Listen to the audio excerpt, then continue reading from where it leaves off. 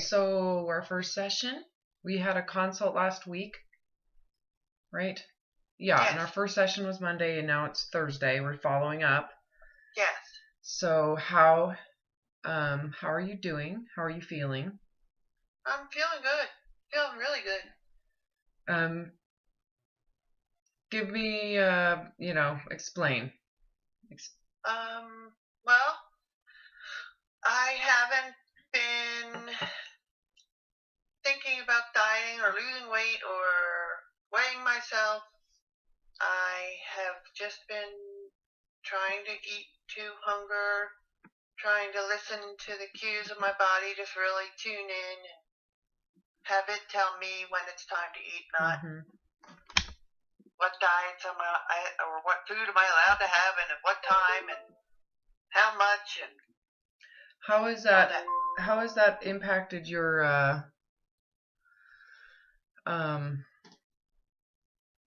eating in general overall? It's made me feel sane again.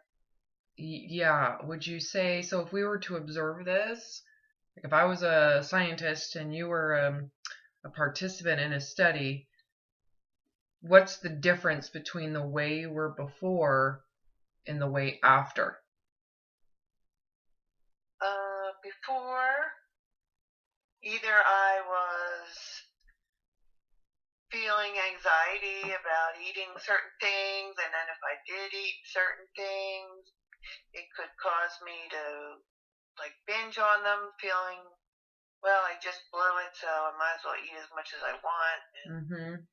Would that response to those foods carry on through the day, or just that one food? Oh no, it could carry on for days or weeks. And then while I'm stuffing my face, planning out the next diet that's going to fix it all. Would you say that before, when you would forecast a diet, when you were like, I'm going to fix this, this is what I'm going to do, that the feeding or feasting behavior increased? Oh yeah, definitely. So the more you felt bad about your body, the worse your food consumption got? Or yes, did you have the same exact badness about the body? Or I'm just trying to observe before.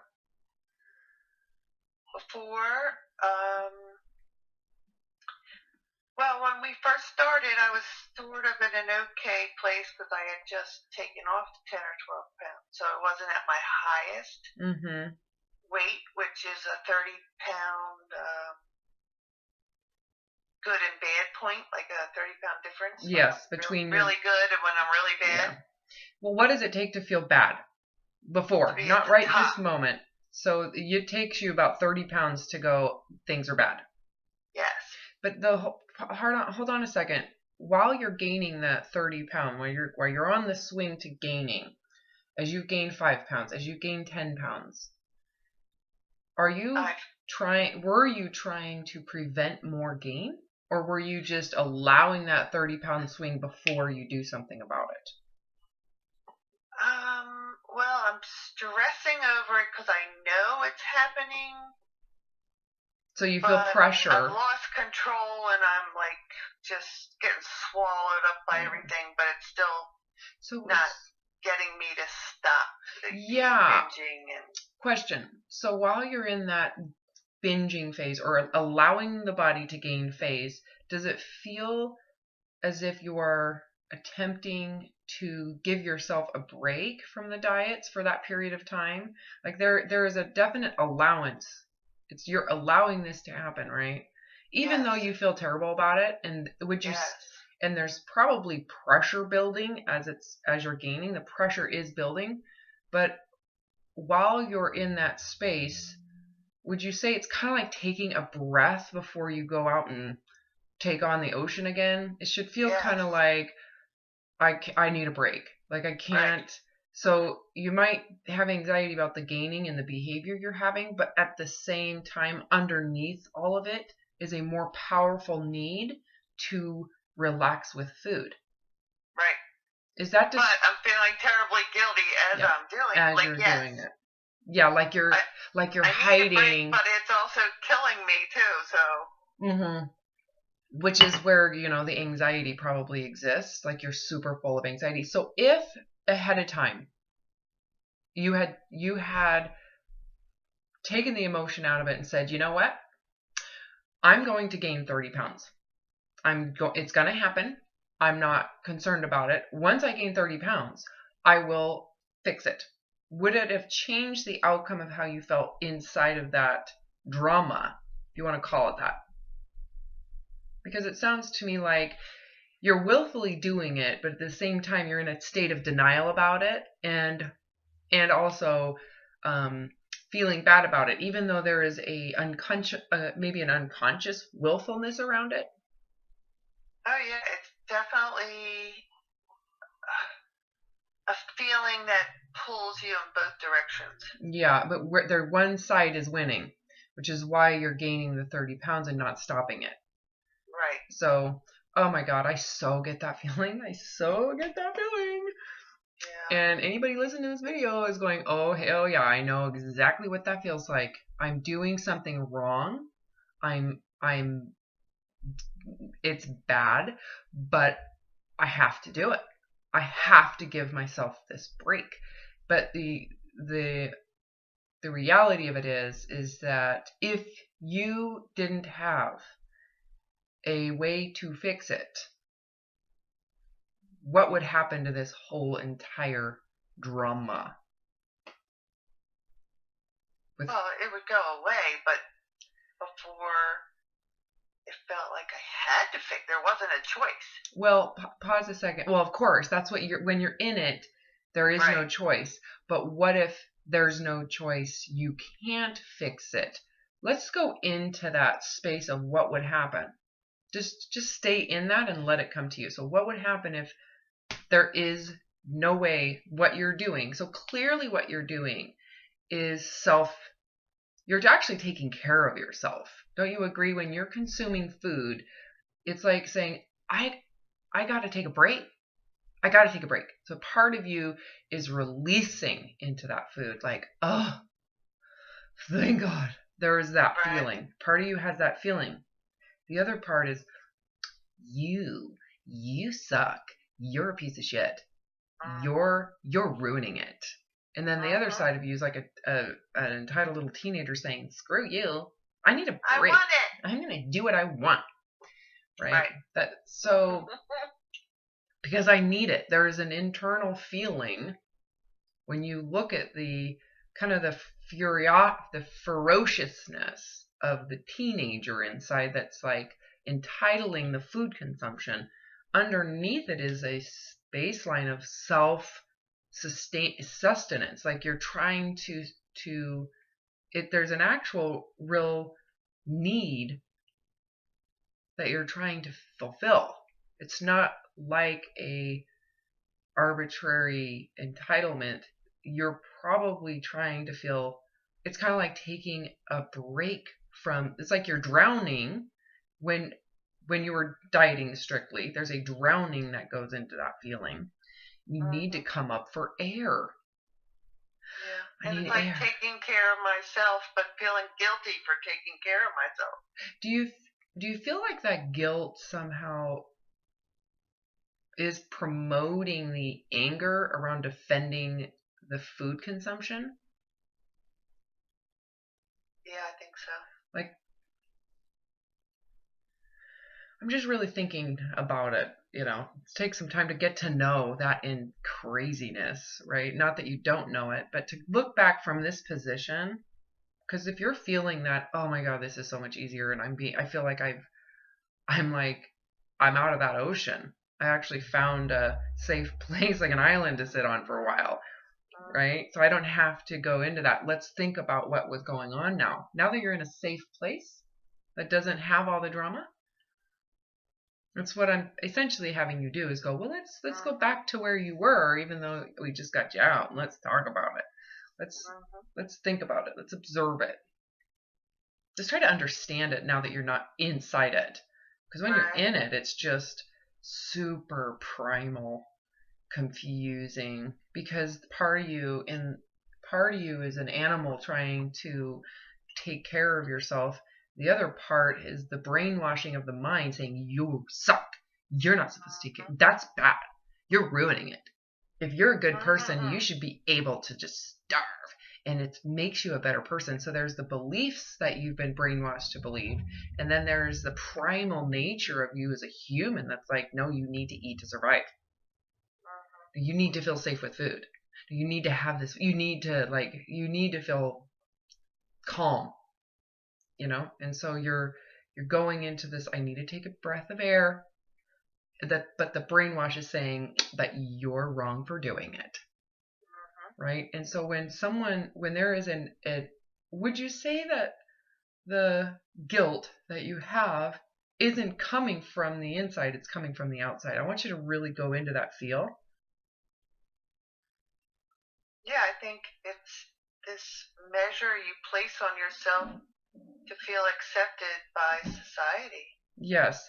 Now the need for food, where is that coming from? From inside me to take care of myself. Yeah, it's like this need to relax, to get a break. It's like I have to. It's kind of like, I'm going to try to see if I can find and maybe you can too. Think about this. Is there something else in your life that would feel similar to this? Other than like, if you were, okay, let me use an example that I experienced yesterday. I went to yoga yesterday, and the room is heated, and my blood pressure I could feel my body on really struggling. It was like on the crust of, this is taxing, right? And I could have mentally pushed through it. So I was having low blood pressure, which is, I have issues in the heat for sure with that. And I could have mentally said, whatever, I'm doing the pose. Because my ego and my pride wants to do every single pose each time, twice, right? But my body's going, no. So you can listen to, there's the internal voice that's coming from like truth. And then there's the external voice that's coming from conditioning or pride or the ideas and illusions and goals and these kind of rules of accomplishment or proving oneself. That's the animal brain. It's never going to shut off for anybody, right? I still have that. What I'm choosing to listen to and what I chose to listen to was my body. I just laid down. So what? So what if my body is giving me the sensation of you're going to flip and pass out. This is too much heat and your blood pressure's. Sure, it's not a difficult pose. Sure, you should be able to handle this. But you know what? Clearly, right? So that's an example of maybe a simplified version of the ego pride of accomplishment of I want to feel like I'm in good shape. That's self-serving versus the actual. That's a perfect example. Yeah. I mean, I could totally visualize that.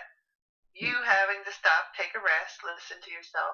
Yeah, everybody else in the room is on their. What are other people thinking of me right now because I had to quit? I didn't even care about that part. But yes, some people care about that. Right? That's what the overeater cares about. Totally. Like I had to quit my diet and the whole world's going to see me as a quitter. You're a failure. But on the inside, you're feeling neglect. Not only neglect, but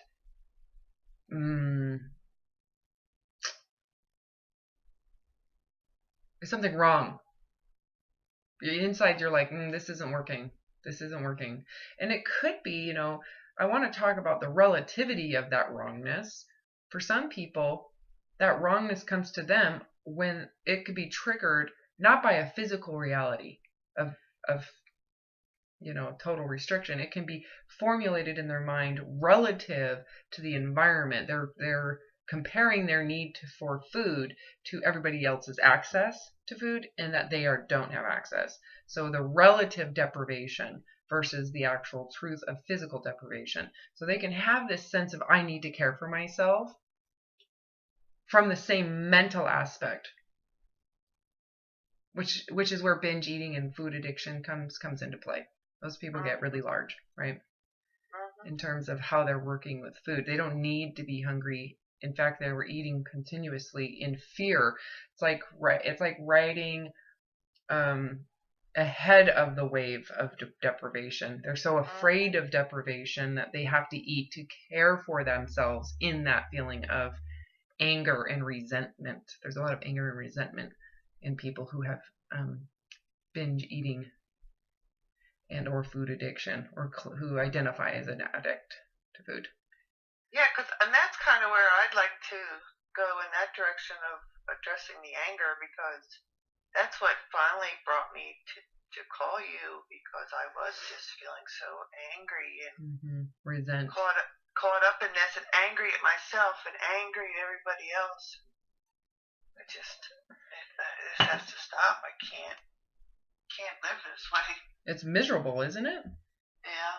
I'm going to look up the word resent and read it.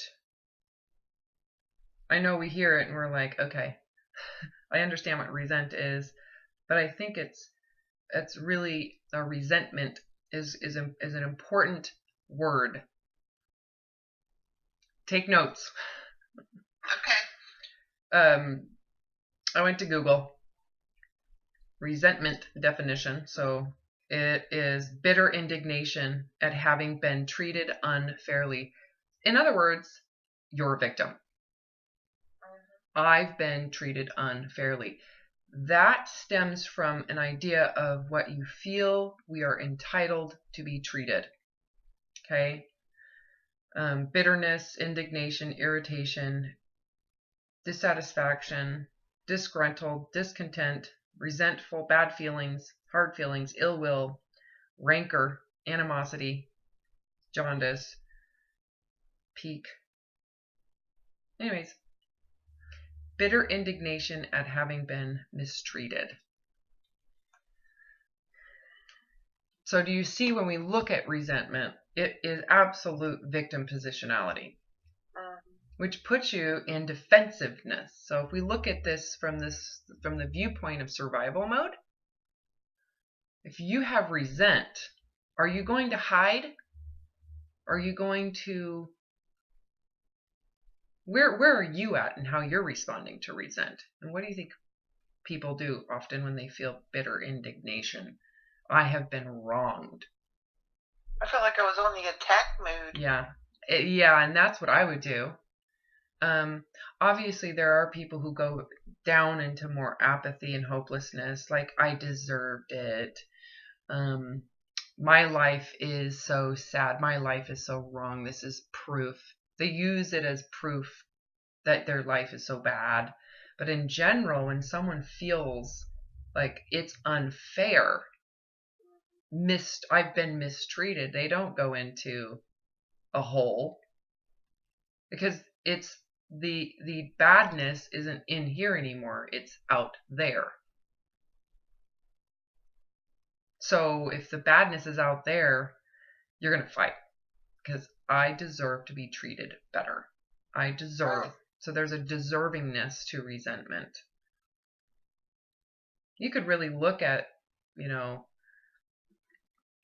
all in the entitlement, any type of entitlement, and look at the illusion of being mistreated, or the reality of mistreatment, and see how with resent people have, it can have positive consequences, but it comes with a whole lot of negative drama, right? So you can stand up for what's right,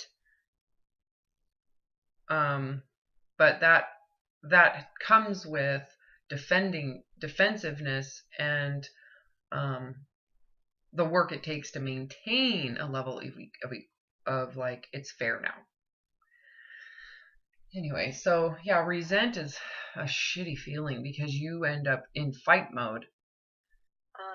So if you resent dieting, if you're resenting, well, let me ask, what are you resenting? What is it? Let's pinpoint it.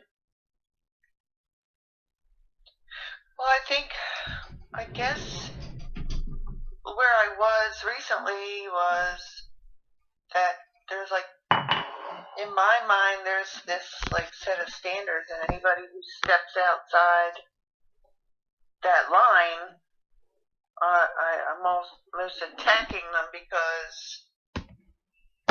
What's your assumption? Do you feel like you're making an assumption? I don't know. Like, well, if you're going to attack them, think of if someone's stepping out of line, why is that your business? Right. Well, that's what I'm struggling with. Why do I make it my business? Well, let's ask the. Who says I'm right? Answer the question. What is the assumption you're making? Do you assume they're doing it to hurt you? Because it has to do with you. If you're doing something about it, if you're making their behavior about you, then you have to do something about it. So what does it have to do with you? Are you assuming that they're trying to make themselves better than you, that they're trying to take something from you? What's the feel that you have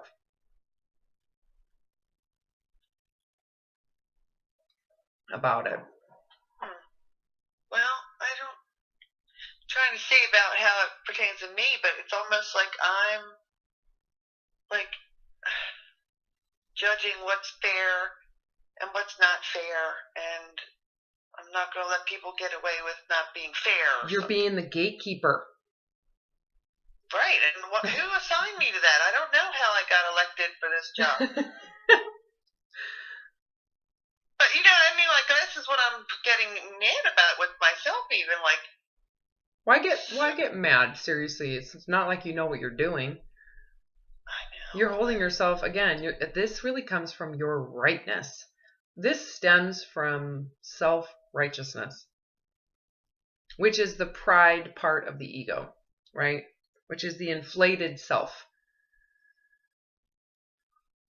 Is an inflation of who you think you are and what you think you bring to the world. And so the gatekeeper is inflating themselves and saying, I have the power to tell everybody what's wrong and what's right.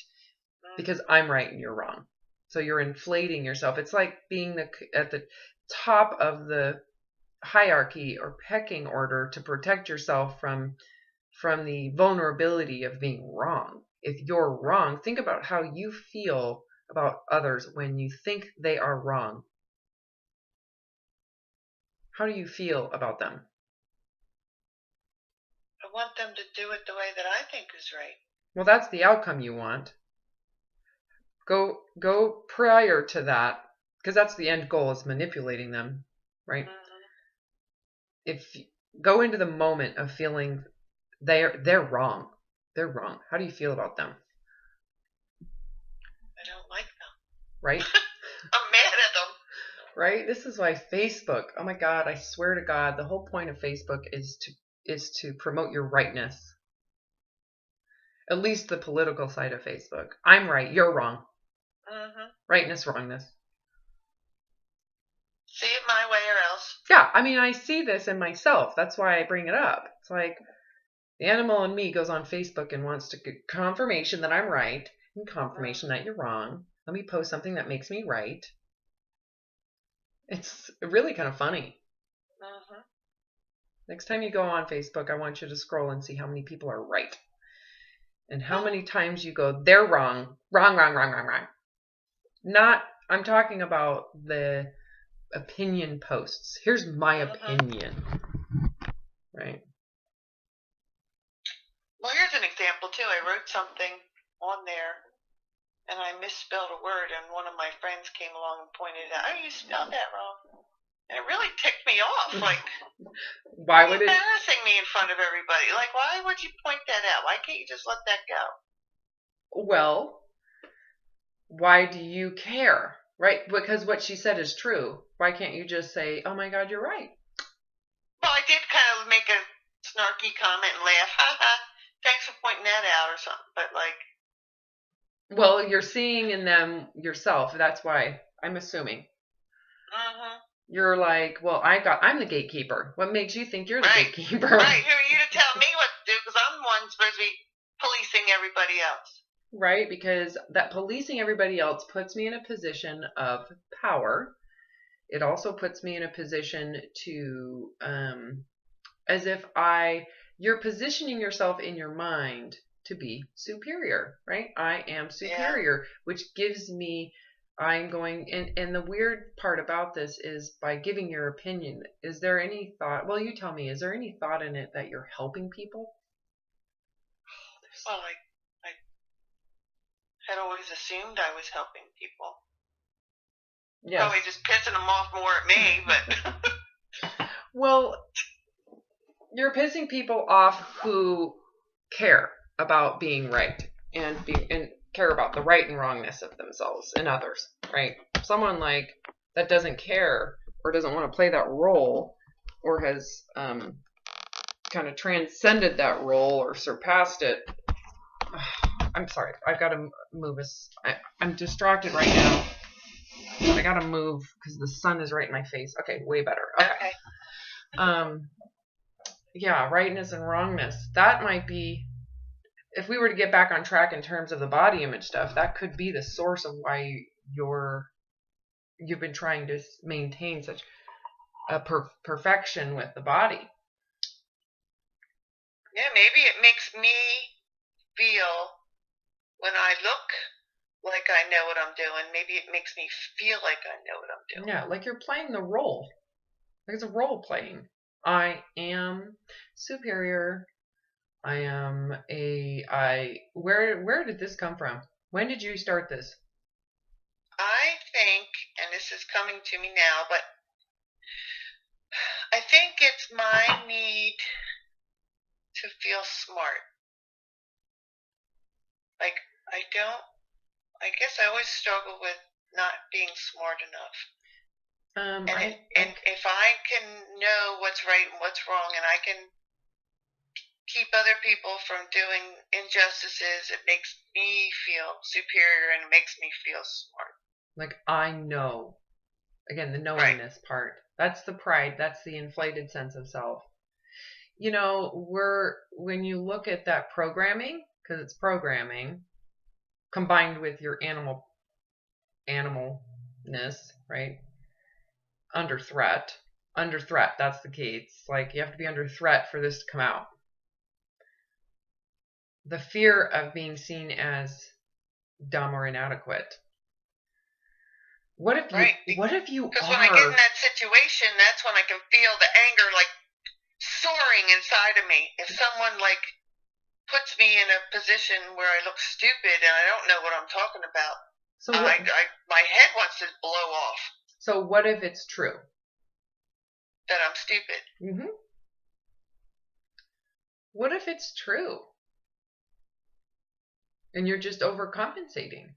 And you're the one who's miserable because you have to prove that you're not. What if it's true? Well, I guess as long as I'm not comparing myself to other people. Well, if it's true, why does it matter if someone else is smarter or dumber? If it's true. See, comparing yourself is trying to deny that it's true, trying to find a reason for why it's not true. So go into the truth of it. What if it's true? You are a less intelligent human. I guess it doesn't change anything. I'm still where I am in life, and that's true, right? It doesn't change anything, even if you promote yourself as smarter than you are. It's a lie. You're a slave now to constantly proving it, because the truth is that you're a less intelligent human being. Maybe all these years I've been just trying to fake it by being superior with my thinness. Yeah, overreaching. It's like an overreach. It's like you're like compensating. Distracting them away from, wow, her body looks great. Who cares how smart she is? Well, or she must be smart. The symbolism around thin supremacy in the body image is that you have superior specialness. You are special as a woman. You know, a male with all the conditioning and programs for men, it's not just fitness. There's that too, and masculinity through muscularness and strength and whatnot. But they have consuming power. Someone who feels fearful of being perceived as dumb might overreach with money. I have stuff. Look at my car. Make sense? So if you have that fear of that, as if there's something to be feared in it, because I just took you to your answer, you're going to overreach. So you have fear of being perceived as dumb, right? Less intelligent, inferior. So what if it's true? What if it's true, and all this work and all this insanity and all of this resent and all of this anger and all of this defensiveness and fighting that you're living in, the survival mode that you've been living in to prove otherwise, is just a flippin' waste. Because you're a low intelligent human. If it's true and you're made aware of its truth, what happens to how you would look at it? Would you look at it the same way? No, I guess you don't have to defend it anymore. Well, what's wrong with it? So what, right? Is it really that big of a deal? As the only human being that has any worth to society, everybody has to be smarter and smarter. I mean, why aren't we allowed our innate humanness to be what it is? Maybe you're a lab in the pack. You know what I'm saying? I'm just trying to say, so what? What if it's true? Sure. I'm going into what you're afraid of rather than let's deny it. Oh, no, you're not. Look at how smart you are. Let's prove how smart you are. Let's talk about all the things you've accomplished. So that would be what a lot of people who are unaware of survival mode would try to do to make you feel better about it. No, because that ultimately is actually promoting the idea that humans who are intelligent and more intelligent are more superior, right? We're not going to do that.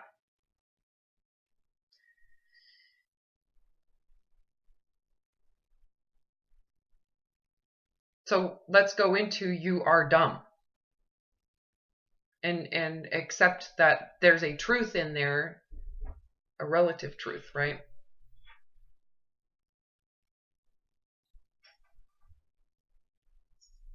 I don't know if that makes any sense. Yeah. Hi, Kramer. Hi, you know me. I'm at my sister's. I'm recording. Yeah. Do you want cream cheese?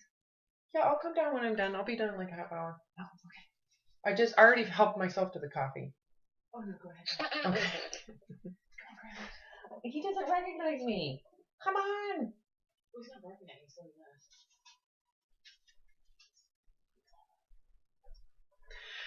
Okay, so what I'm attempting to do is to get you to face it. Look at it. Instead of denying it and just again, this is somewhat dogmatic. The dogma is dumb people are inferior. Dumb people are seen as lesser human beings. They're worth less. That is the dogma. And a lot of people believe it. That's why we, encourage education. Right. But that isn't even the feeling that you have. It's not a lack of education. It's an intrinsic dumbness. Right. So you can get all the education you want. And is that going to actually get rid of your sense of I'm dumb? Mm-mm. No, it didn't. I just furthered my education more, and I did fine. I did well, but I can put my mind to something and accomplish it, but it doesn't make me feel like I'm any smarter. Yeah, so you're constantly trying to seek validation and proof. Look, I have this degree and this degree. I'm doing this, but it's still not an intrinsic sense of value. It's attaching to accomplishment or proof of smartness or rightness, proof of rightness. So is that actual self-worth or is that proof of rightness worth? Proof of smart worth. Right? Yeah, it's just trying to prove something. Yeah, which is a sign that you don't feel inherently settled with yourself from the inside. You're constantly seeking validation. And I think sometimes I just feel like, well, if I let go of this goal of being perfect on the outside, no one will realize how little there is on the inside. Do you think that's because you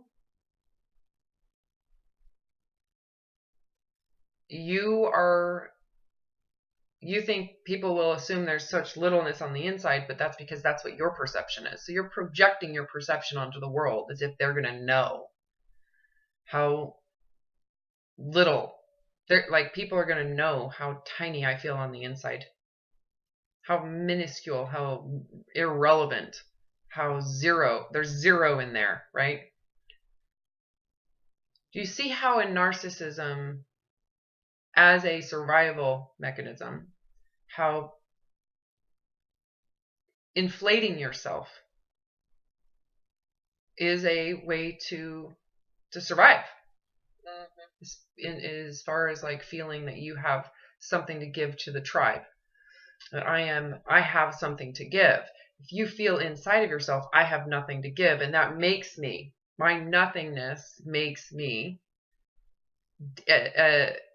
defined as useless as a human being, and that's badness. That's threatening to my survival, right? It's threatening. So if you do nothing, that means that you are nothing, that the truth will be exposed, right? So by not dieting and losing weight, it's almost like living in your inferiority. Yeah, admitting that I'm inferior. Yeah, what would that do for you? That's why I went, what if you are? What if you actually are? You truly are inadequate, intelligent-wise. I mean, there's obvious evidence around you that there's capacity. Your capacity to work is stellar. But ultimately, underneath all that is lack of intelligence and inferiority. So it's fake. You're a fraud. That's what it feels like too on the inside, Right. which is crazy. Yeah, it does. I feel like I've been faking it most of my adult life, and I'm going to get caught faking it even. So the anger you're experiencing when someone says, you're dumb, is your anger about dumbness. You get defensive about being perceived as dumb. It's like war of the dumb people. I know it's funny when you pull yourself out of it and you make it impersonal and you look at it from the outside. You're like, oh my god, this is hilarious. It's kind of funny. We're funny animals, and we take ourselves too serious. But yeah, so what? So when someone says you're dumb, you know what I would say? So true. It is the truth. So, I have to stay with where I'm at. So if I'm dumb, if it's true, what does it feel like to admit it? How does it feel when you say, I am dumb? In truth, not in degradation. I'm dumb. I'm dumb, as if it is a bad thing. What if it is just telling the truth? I am dumb. The truth.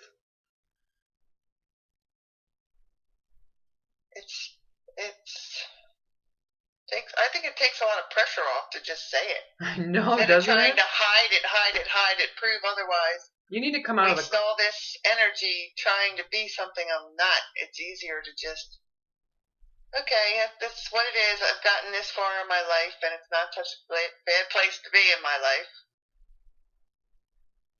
I have good relationships. I have a good family. I have a good job.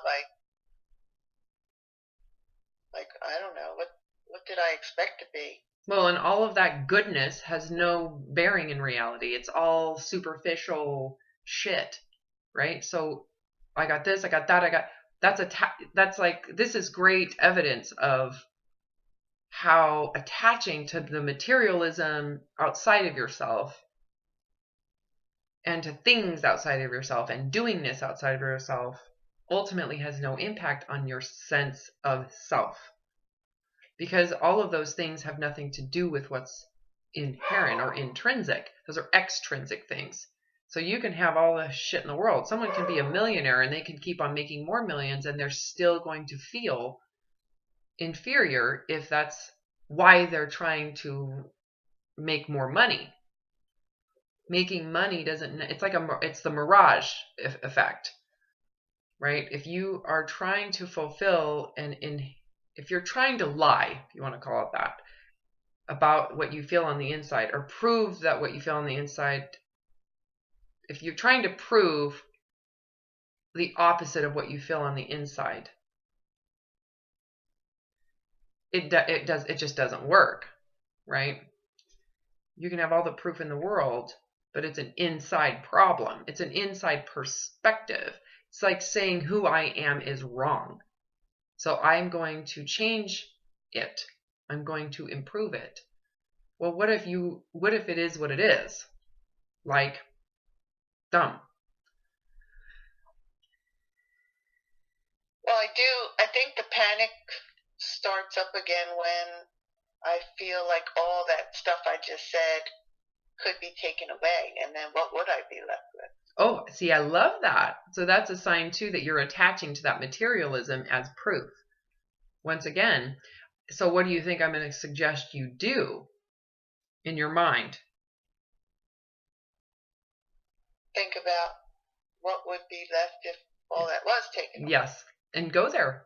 Go there. Like, so what if you have nothing? So what if people all think you're dumb and they decide, I'm not going to be with her. It's embarrassing. She's a dumb human being. So everybody else can think you're inferior and valueless, worthless, meaningless. Go into the truth, the radical truth of everything that we're talking about. So all of that loss, does that change the truth of what you are on the inside? Like, does any environmental, physical change really impact the truth of what's on the inside? No, not really, and I guess your perceptions might make you think that it does, right? The perception of loss and failure would feel horrendous. Don't you agree? That would make your whole entire nervous system go on. It's on fire. Like, people hate me. I'm done. You know, anytime there's conflict, you know how you get all inflamed? Right. You know, that physical reaction is absolutely stimulated from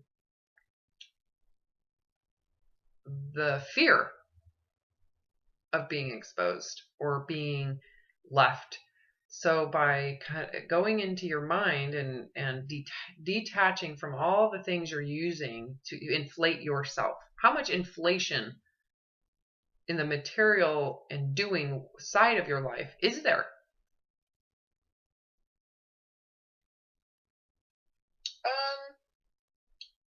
Well, I don't drive a Lexus or wear a Prada bag or anything, if that's what you mean. But well,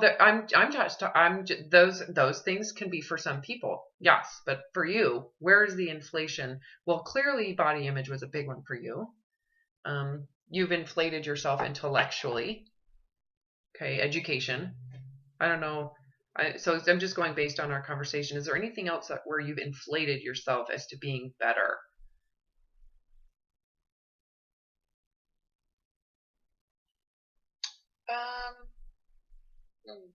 Or inflated your environment, because it's not inflating yourself, you're inflating the environment to make up for how tiny you feel or deflated you feel on the inside, right? Right.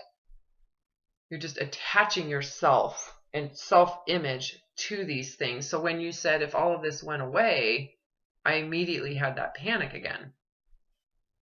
So yeah, like some people inflate themselves as a parent, a mother. I'm inflating myself in that role. No, I don't think I'm guilty of that. How about religion or politics? No, I don't.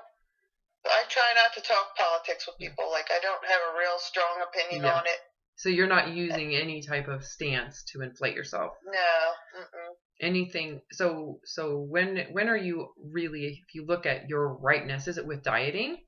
Is it with what people should be eating? I think it is, because I kind of feel like if I have this perfect body, like if everything else went away, I'd still have that. Yeah. How about in your healthness? Inflating your healthiness. Any of that, or is it just thinness? I think it's thinness. Yeah. So you put a lot of. I like when people admire me for being such a good dieter, and so having restraint. yeah, maybe having that control over something.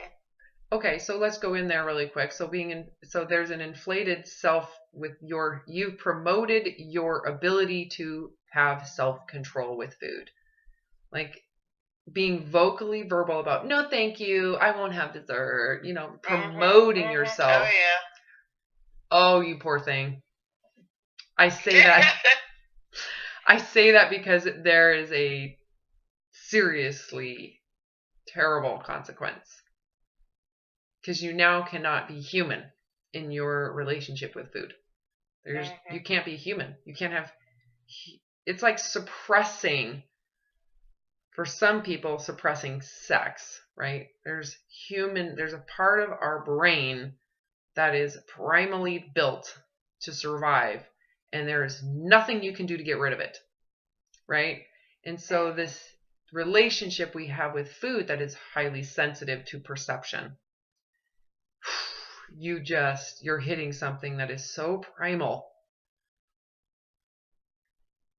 You're doomed to, there's a reason why eating disorders have the highest morbidity rate of all mental health problems.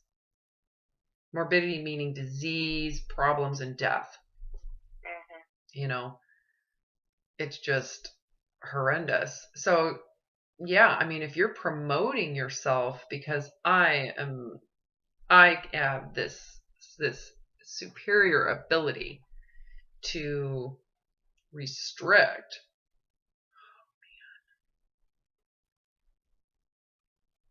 No wonder when you go into, I need to take a break, I've got to take a break, that's like people will find out that I'm human. Like it's like saying I've promoted myself as this talented dieter, and I'm promoting myself as special because of it, when reality of your humanness comes out. Can you see why it would be, you'd have to, it's like I need to hide. Hiding I bet you hide a lot when you eat, because you can't let people know. My eating is not out in the open for people to see.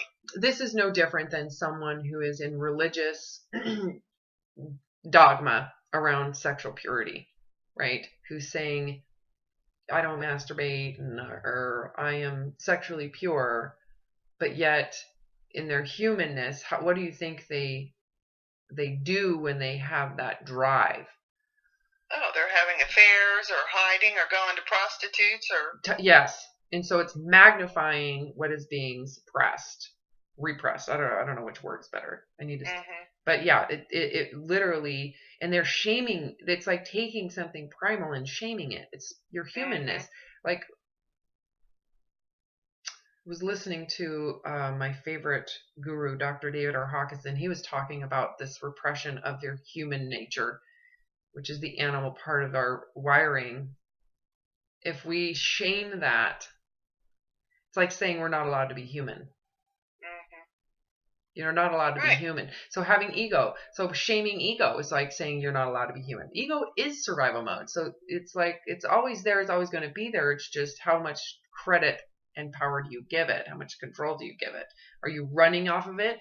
Are you living in that state? And then, so why judge it? Why judge what you've been doing, right? What you're doing makes sense relative to someone who is not doing very well in their own survivability.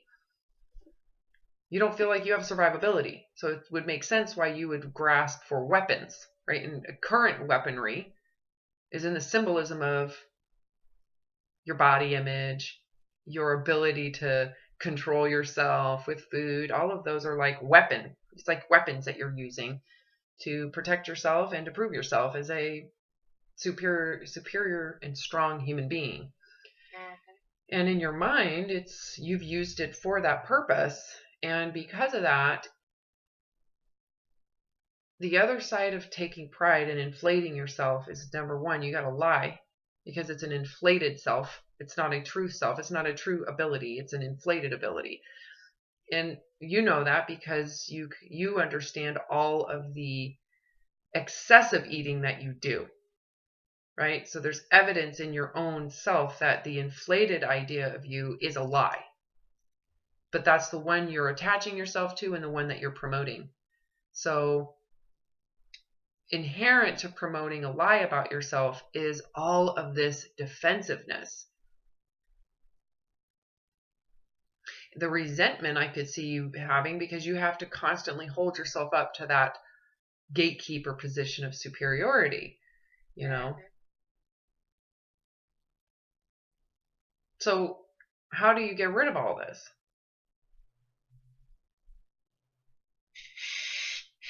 Just with the understanding that it doesn't matter. Well, how do we get there? You got to tell the truth. So if this is all a lie that you're trying to promote, and because the evidence is that you're human. So if you're promoting this persona that is really not even real, and it's actually inhumane to promote it. I mean, imagine if you tried to promote this in your children, that they're this way too. Holy crap. Does that take on a different view? Like, would you promote this position with your children? No. Why? Because you want what's best for your children. Well, and if it's best for you, why wouldn't you promote this in your children? Why wouldn't you promote it? Because it's nonsense. Well, because it's inhumane, right? The standard requires a level of restriction and control and management that is really not worth it, right? It's not worth it. Except for you, it's worth it, right? Because you don't want because you're afraid to surrender your pride and actually admit this was wrong. What would happen if the people like yourself came out of the closet and said, I'm promoting this illusion of superiority in my thinness and superiority in my ability to diet and control and my knowingness about diets. But the truth of the matter is that it is not okay. It's actually abusive. The standard we're praising requires abusiveness. And I abused myself to do it. It was not reachable in a way that matches our human nature. It goes against the grain of human nature. Whether you like it or not, right? What is the level of human nature and what is the level you've promoted yourself to is pretty different. It's like saying, you know, I am better than a human. I'm better than the animal. You know, look, I can perform outside of my humanness to prove that I am not below human nature. Who's defining what that standard is? Who's defining the standard of a valuable human, right? Who is defining it? Yeah. Me? Well, did you really? I mean, I would argue with that. I mean, when did you create this ideology?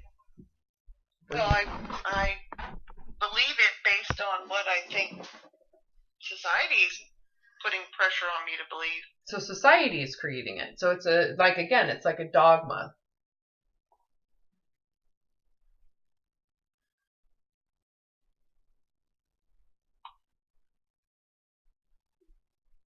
You see what I mean? You just internalized it as, all right, that's the way I'm going to do it. Right. I have to be this. Yeah, but it's really not you that created this. It's societal dogma that you at some point innocently believed. And it could be because your parents believed it.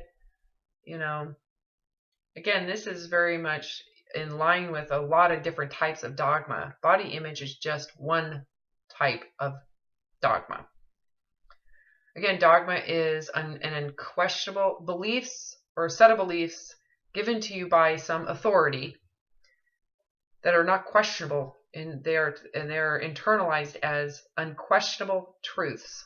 So if something becomes an unquestionable truth, can you see why you would never look at thin supremacy and the narcissism of health righteousness as wrong? Ever. And why is it wrong? Why is it wrong? Because it's unattainable. It's not human. Good job. It is going above the reality of your humanness. And then there's a positionality that says your humanness is bad. So there's, in religion, in body image, in material image, anything other than the standard, which is inhumane in terms of the means to the end. The means to that end is like slavery. Takes over. You have to. It requires like that you dedicate your entire psyche to it. And more than likely, it's because the end that you're reaching is inhumane. It's not even within reality. You have to suppress these human needs to attain it. And then when you fail at it, or if you falter, it's symbolized as you're a piece of shit. So the guilt, the constant guilt in it, and feeling bad about yourself is just a sad existence when there's no real need for it. Well, even when you get there, you're like, now what? Now I'm here, now what? Well, the thing is, even when you get there, first of all, the reward you've been fantasizing it would be doesn't exist. Plus, when you fantasized about the reward, you never included the insanity and the restrictions and the control that you have to keep when you get there. So and then the expectations rise. As you get closer and closer to the ideal, it's almost like you're put under a magnifying glass and it's focused in to where you're looking at every flippin' detail in a magnified way. So the expectations rise. So you don't really actually get there because there is nothing there. There's constantly, it's like a mirage. And what happens when people get there, first of all, if you talk to an anorexic, they never really get there. But the illusion that they are there or that they have done something right often they are willing to kill themselves to maintain their rightness. They will never admit wrongness. It's narcissism. And it's a pathological severity of it. And then they call it mental illness so that these people don't have to feel bad. I have a lot of compassion for it because I understand it from my own experience. What I was willing to do to make sure people knew that it wasn't a lie was amazing. It's actually, holy crap, the amount of power and energy I put into proving that I wasn't lying when I felt like a lie on the inside. Because it didn't feel real. It felt like I was attached to something that had the power. I didn't have the power. I was attached to this body image that had the power. If I lost that body image, people would find out that I was dumb, stupid, and inferior, So once someone actually in their mind thinks I'm winning, they're willing, some people in their pride will, it's like drinking the Kool-Aid, making everybody else drink the Kool-Aid. They will hurt themselves and others to maintain so that they don't have to deal with the vulnerability of loss. There's so many indications or examples of this in history with cults, drinking the Kool-Aid. That whole that phrase comes from a cult where they would rather kill themselves than to admit failure. Mm-hmm. Oh yeah, I remember that. Right? Jonestown. Yep. Yep. That is anorexic thinking.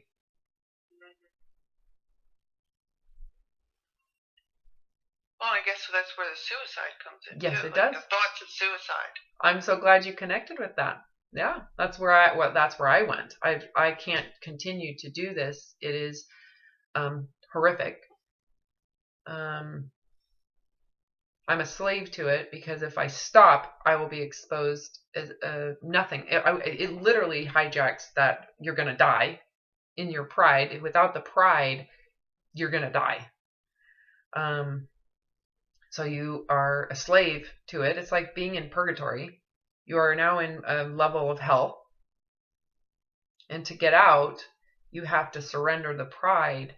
And for many people, that is life crushing to the point where you might as well commit suicide. That's where I was. Except for I didn't realize that surrendering it was suicide. I didn't have to literally commit suicide. That's what I thought to get freedom.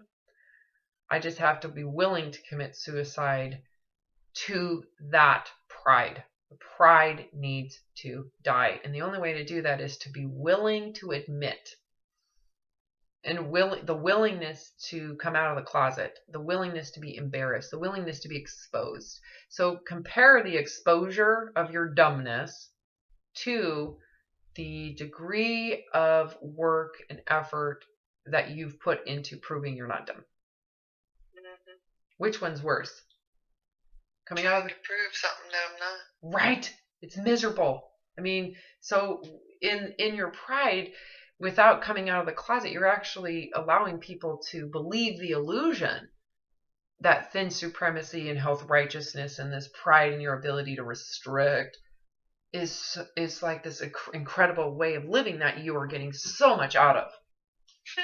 You're right. You're promoting that by not coming out of the closet and saying this is destructive, this is horrible, it would be like in China over the course of the last 1,000 years, women not coming out about how horrible foot binding is. At some point, people stop doing it. I wonder why. And the willingness, I'd rather be alone. I'd rather not be, because they used it as a monetary, very similar to how women are praised within supremacy today. They used this binding and the smallness of a woman's foot to promote her into marriage. Look at wedding magazines. What are they promoting for a woman to be marriageable? What do they need to look like? Beautiful. Thin. Beautiful relative to what they tell you beauty is. So, you know. Like perfect, thin. Like a doll or something. Thin and 12 years old, you know.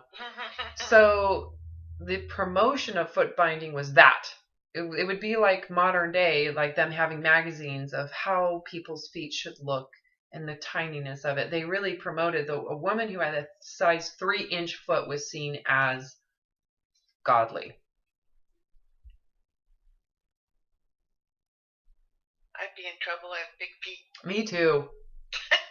And we would have been seen as outcasts or peasants, not meritable, you know. So at some point, a mother out there said, I would rather my child be able to walk and be herself than to dedicate her entire mind and life to binding her feet to the point where she can't walk anymore. No. For a man's approval. Someone had to be willing to tell the truth of, I have a size 10 foot. Instead of 3 inches. Yeah, somebody had to put a stop to it. Yeah, and it took centuries. It took centuries for someone to come out to get rid of that pride. They might have transferred it somewhere else, but how long is this going to take for people to say this is wrong? How long did it take for people to get rid of corsets before women admitted, you know, the damages it was causing to their guts and their organs, you know? Now they're coming back again. Yeah. you know, do even that craziness.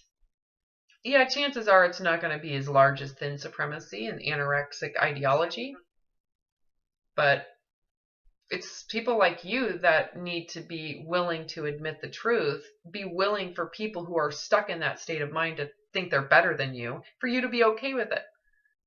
You know, do you see how the humility, all it takes is humility. That's all you need to do. Willingness to be exposed, willingness to have the embarrassment of not continuing to promote it by sustaining it out of pride. What are you supporting? A lie. It's terrible. You're supporting something really terrible. It has not just physical consequences, but the psychological consequences, because you are suppressing the relationship that you have with food is horrendous. That word doesn't even do it justice. Horrendous. Is there a better word for this besides just crazy? I don't even, how do you, worthy of suicide. That's how bad it gets. It can get that, you know. So, okay, we need to end this session. Okay.